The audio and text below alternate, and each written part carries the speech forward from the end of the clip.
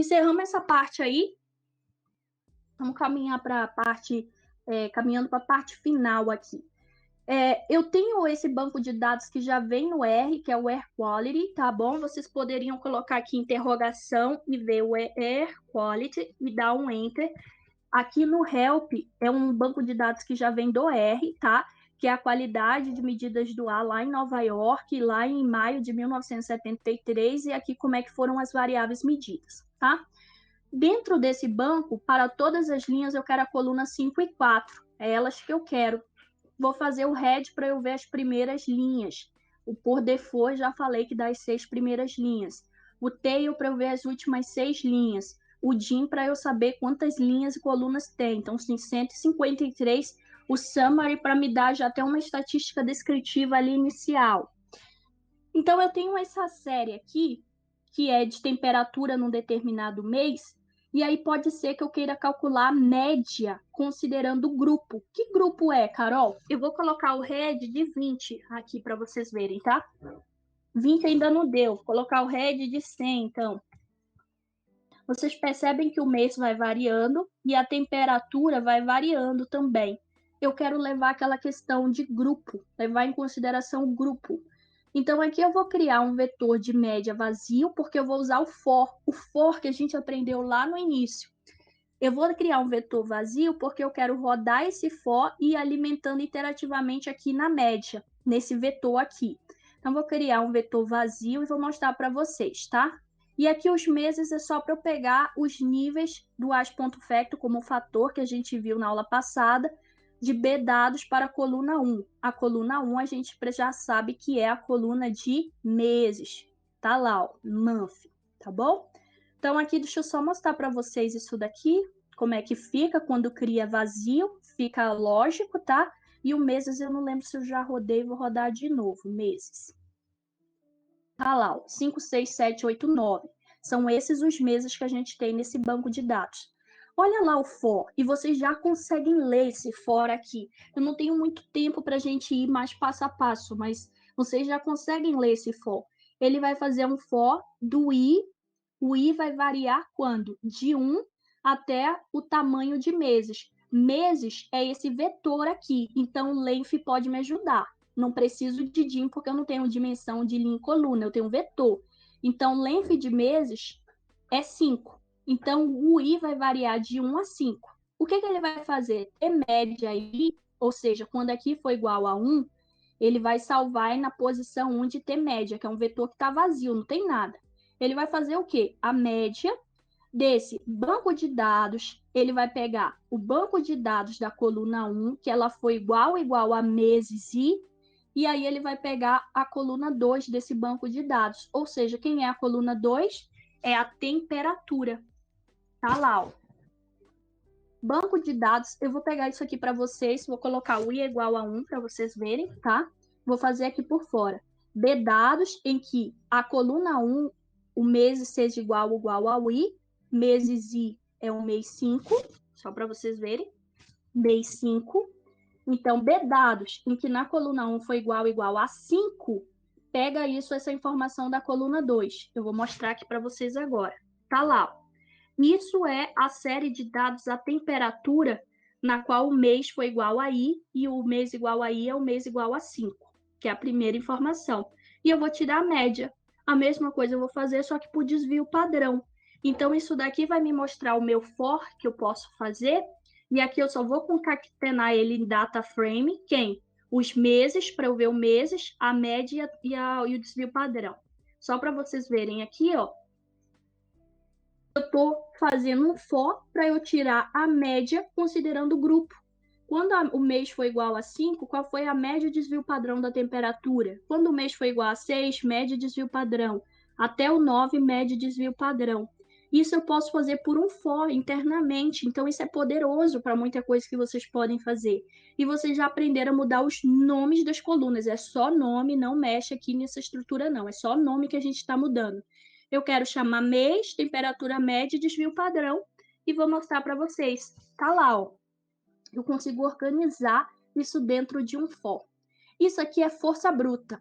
tá? Força bruta por quê? Porque com certeza o R tem outras formas de eu lidar com isso que sejam mais intuitivas, tá? O manualzão aqui, só para mostrar para vocês, eu vou fazer MyDF em que o banco de dados seja igual a 5 mês, vocês já conseguem ler isso daqui, não precisam de mim para ler. Então, eu vou criar esse MyDF aqui, ó, só com banco de dados com mês igual a 5, vou tirar a média, o desvio padrão, a dimensão. Tenho 31 linhas, 31 observações de temperatura para o mês de maio, que é o mês de maio, né? E vou olhar aqui, ó, com esse TMP, só para mostrar para vocês. O que eu calculei manualmente aqui, ó, 65,54,839, 6,85,487. O que eu calculei manualmente aqui, o R pegou e fez tudo isso para mim dentro da função do meu for loop, tá bom? Carol, tem outras funções? Tem. Aqui tem um aggregate que eu comentei com vocês na aula passada. O aggregate é mais simples ainda. Eu quero a coluna temperatura, eu quero que ele faça isso por mês. Qual é o meu banco de dados? O DATA. Qual é os dados? Eles estão nesse banco de dados, que é esse nome aqui. E qual é a função que eu quero? A média. Olha lá para vocês, já calculou. O aggregate para o desvio padrão, já calculou. Se eu quero saber o tamanho dessa banco de dados, eu posso pegar aqui para ele calcular qual é o length de tempo por month, usando o length, tá? E aí ele vai me dar o length, ó, o mês de maio tem 31 observações, junho tem 30. Isso aqui é o que eu falei para vocês, que o for ajuda bastante, mas dependendo do que vocês estão fazendo, pode ter alguma outra função que ajude mais ainda. Aqui a gente tem um aggregate que eu não preciso ficar fazendo for, colocando vetor vazio e criando lá para ele substituir. Uso o aggregate, tá? Eu tenho o by. O by eu passo a temperatura, o banco de dados eu quero a coluna mês e eu digo a média. Olha como é que sai o by.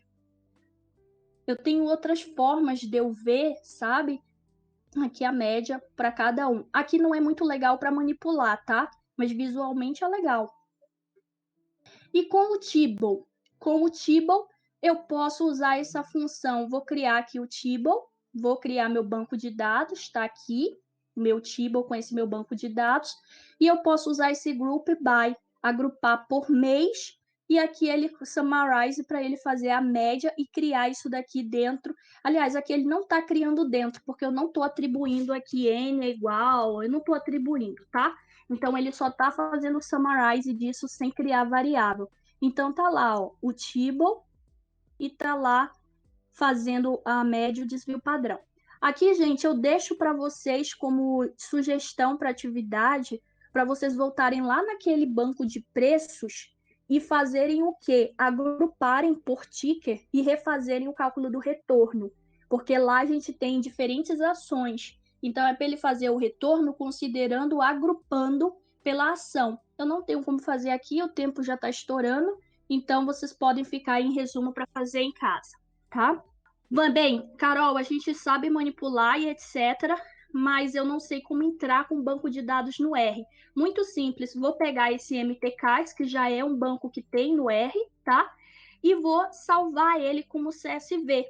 Como é, aqui eu tenho um banco que já estava no R e vou exportar, tá? Como é que eu exporto isso? É simples. O R tem esse write.csv e o write.csv2. Diferença.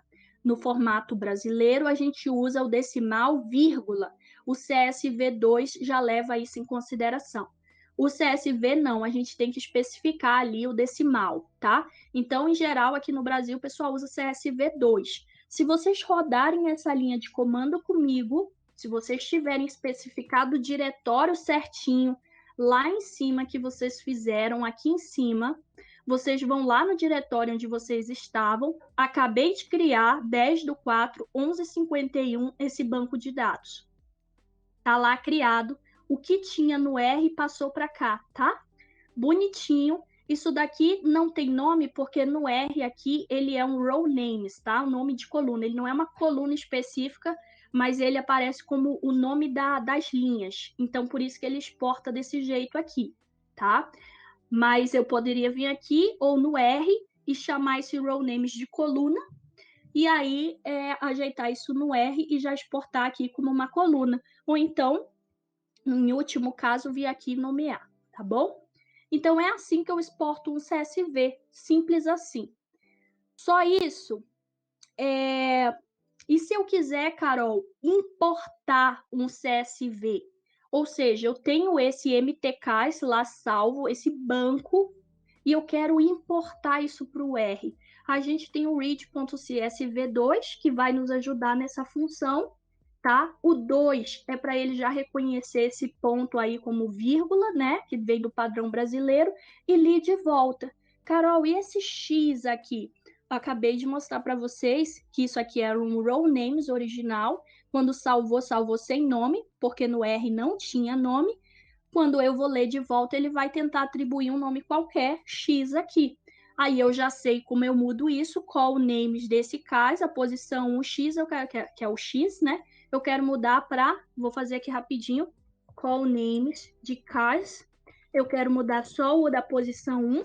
Eu quero chamar de modelo. E vou fazer aqui o head para vocês verem. Tá lá, ó, modelo. Eu já sei manipular isso no R. Carol, e se eu quiser usar o read.csv ao invés do 2, tem que especificar o decimal, porque a gente está lendo do R, como lá no nosso software lá, o nosso CSV, padrão brasileiro está lá como vírgula. Então, se eu uso o CSV, eu tenho que especificar, assim como eu tenho que especificar esse separador aqui do arquivo como ponto e vírgula, tá? Isso aqui pode mudar dependendo de como está o banco de dados de vocês, mas vou rodar aqui e mostro para vocês que veio a mesma coisa. Vocês já sabem, então, mudar o nome, transformar isso para Tibble, que é só chamar isso Tibble. Então, CSV aqui é só isso, não tem muita diferença, tá? Agora, se a gente quiser salvar como XLS, XLSX, aí precisa de pacote, tá? A gente tem esses vários pacotes aqui. Esses dois aqui são legais porque eles não precisam de Java instalado, mas esse daqui a gente vai trabalhar com XLSX porque eu consigo salvar diferentes abas nesse mesmo arquivo de Excel. Então, se eu tenho MTKs aqui no meu computador, que é esse banco de dados que já vem no R, e quero salvar como XLSX, olha como é que é fácil. Carrego esse pacote aqui, tem que carregar o pacote, carreguei, tá? E vou usar essa função write.xlsx. Vou passar o nome da variável que está no R, que é essa variável MTKs. Vou passar entre aspas o nome do arquivo que eu quero salvar. Eu quero salvar banco MTKs com underline .xlsx, que é a extensão que eu quero. E eu quero que ele me dê o nome da abinha lá no Excel MTKs. Vamos rodar isso aí e vamos olhar lá no nosso diretório.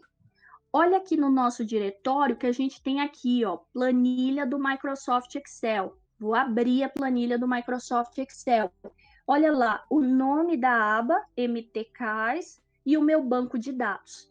Esse XLSX é legal porque eu posso salvar uma outra aba. Eu vou só mostrar para vocês como é que faz isso, tá? Vou colocar aqui, ó.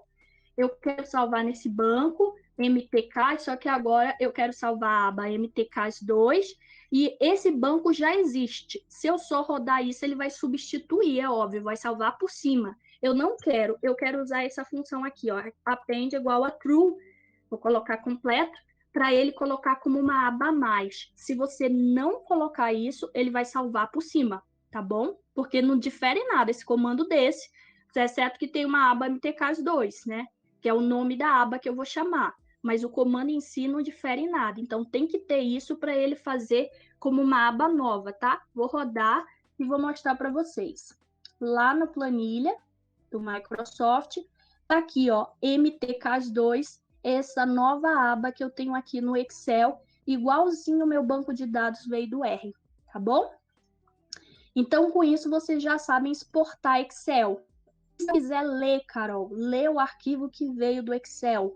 Eu tenho lá, baixei minhas séries de dados, eu preciso importar isso. Meu orientador me deu 2 séries de dados em Excel e eu preciso importar isso. A gente tem esse library readxl, o pacote readxl, tá? Vou carregar esse pacote bacana. E vou ler read underline Excel. Qual é o nome do meu banco de dados e qual é a aba que eu quero ler, porque pode ser que ele tenha mais do que uma aba, né? Então, vou especificar.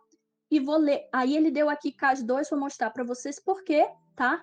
O read underline Excel, ele lê já direto como table, ele não lê como data frame, ele já lê data frame padrãozão, né? O table também é um data frame, mas ele lê como padrão table, e aí ele já viu que aquela primeira coluna não tinha nome, e aí ele está atribuindo um nome novo. Aí ele te mostra que ele é inteligente, ele te mostra, olha, para aqui que não tinha nome, eu estou colocando isso daqui, e que de fato é o nome dessa coluna, e aí volta tudo de novo. Eu já sei mudar os nomes das colunas, eu já sei manipular isso daqui, tá? Então, a gente viu aqui rapidamente, mas não tem muito o que fazer, isso é rápido mesmo, como é que eu importo e exporto um arquivo, seja CSV, seja Excel, e quando o Excel eu quero que ele salve mais de uma aba. Aí não pode esquecer essa partezinha aqui, senão só vai salvar por cima, tá bom? Vamos ver agora para responder a pergunta do Douglas, e é bem rápido mesmo, tá? Se eu quero, por exemplo, baixar dados, a gente termina aqui a parte do Excel, do data frame e de manipulação, e um adicional mesmo, eu tenho esse pacote QuantMode, e vocês podem carregá-lo, que ele me ajuda a ter dados, a manipular dados, a ter dados de, por exemplo, para eu pegar do Yahoo, de outra fonte aí, mas basicamente a gente usa aqui para o Yahoo, séries de dados. A questão é, eu preciso especificar, o R tem essa função getSymbols aqui, que eu posso internamente, a partir do R, eu dar para ele qual é o ativo que eu quero, qual é a fonte que eu quero. Aqui vocês podem ler depois mais, eu não tenho muito tempo para falar sobre isso, tá? Mas vocês podem ler o getSymbols, tem tudo isso daqui. Eu vou procurar aqui no Yahoo, e eu posso passar para ele, devo passar a data de começo, a data de fim, de uma série qualquer que eu quero pegar. Então, eu não sei se foi Anderson ou foi o Douglas, tá? Foi o Anderson, né? O Leandro, desculpa. Ah, não sei. Anderson. Eu posso pegar, Anderson, o R tem esse getSymbols aqui, que a gente pode pegar dados do Yahoo para coletar esses preços de ações, tudo bem? Aqui eu preciso passar para ele qual é o código do ativo. Carol, como é que você vai passar o código do ativo? Pessoal, me deem mais 5 minutinhos, eu já termino para liberar vocês, tá? Eu sei que é meio-dia, vocês estão cansados, mas 5 minutinhos, tá? Como é que eu sei isso daqui? Só para mostrar para vocês, tá? Vocês estão vendo minha tela toda, né? Então, eu vou aqui colocar Ibovespa e Yahoo Finanças, tá? Só para vocês verem. Quando você vai lá no Yahoo, ele tem essa forma aqui, ó. Como é que ele sabe que é o Ibovespa? É esse chapeuzinho BVSP. É isso aqui que eu preciso, esse código que eu preciso passar para o R, para ele reconhecer qual é esse ativo. Tá bom, Anderson? E aqui eu coloco a data inicial, eu quero a data do sistema, que é a data de hoje, em branco, né? Menos 600 dias atrás. A data fim é a data de hoje. Então, para isso é o início e o final. E aqui o ativo que eu quero. Ah, e se eu não quiser isso, eu quiser a Petri 4? Então, bora lá procurar a Petri 4? Então, se eu quiser a Petri 4, eu teria que usar esse nome aqui, ó, petri4.sa. Esse nome é que eu preciso dar. Aqui eu vou fazer para o Ibovespa mesmo, que é o principal indicador do desempenho médio das nossas ações listadas na Brasil Bolsa Balcão, tá? Então, vou aqui, já chamei o QuantMode, vou dar para ele qual é o ativo, a data inicial, e ele vai procurar para mim, tá? Ele vai dar aqui umas informações, download está feito, e aqui que tem alguns missing values NA na série. Ou seja, em algum momento ali a série tem dias que estão com NA. Aí você tem que inspecionar para ver o que são esses dias, tá? Eu vou olhar aqui o head, vou olhar o DIM, o tail, desculpa. O DIM, a dimensão. E eu chamo a atenção para vocês olharem aqui no painel. Olha o Ibovespa aqui, né? A série que eu criei. Ele é um objeto XTS, ou seja, ele não é um data frame, ele não é um table, ele tem essa classe de XTS que é amarrado no tempo. E aí vocês podem clicar aqui em cima E aí ele abre essa outra forma de ver. De repente, para vocês, visualizar o banco de dados aqui, desse formato, é melhor do que aqui no console. Então, vocês podem fazer isso, tá? E aí, de repente, vocês poderiam procurar essa data aqui que está NA no Ibovespa e tal, e dar uma olhadinha e entender. Então, eu posso fazer isso. Eu não vou fazer isso, eu já vou logo limpar aqui qual é a data que é NA, a gente já conhece esse comando aqui, lá de cima. ENAR, qual série? O Ibovespa, coluna fechamento ajustado dele, que é a que me importa, para todas as linhas. Ele está me dizendo que essas duas datas é NA. Para mim, para o que eu quero aqui agora, eu só vou fazer o complete cases disso, ou seja, tirar essas duas linhas. Então, vou tirar, vou ter o meu head de Ibovespa não muda, aqui eu poderia calcular o retorno desse índice, e aqui eu vou plotar ele para vocês, né? Só para vocês verem. Se a gente plotar aí, aqui deu esse erro. É um erro mesmo? Não, é porque estava muito pequenininho e aí ele não conseguiu. Então eu vou rodar de novo para ele mostrar para a gente, tá? Quando aqui está muito pequenininho, ele pode dar esse erro. Olha, não tem espaço aí para mim. Aí você dá espaço para ele e roda de novo. E aqui vou fazer o zoom. E aqui a gente tem a caída do Ibovespa, pandemia, né? Vai ser circuit breakers que a gente teve ali históricos, né, entrando para a lista de nossos circuit breakers, e a queda, né, desse índice aqui, representando, a gente estava ali perto dos 120 mil pontos, caímos aqui praticamente para 60 mil pontos, isso daqui reflexo da economia, mas aqui essa recuperação e tudo e tal. Então aqui o R é muito poderoso para essas várias análises, aqui já é um objeto XTS, classe de Ibov, já é um objeto XTS, um objeto ZU, né? Já é uma outra classe, e aí mostra para vocês de tanta coisa ainda que a gente tem para aprender no R.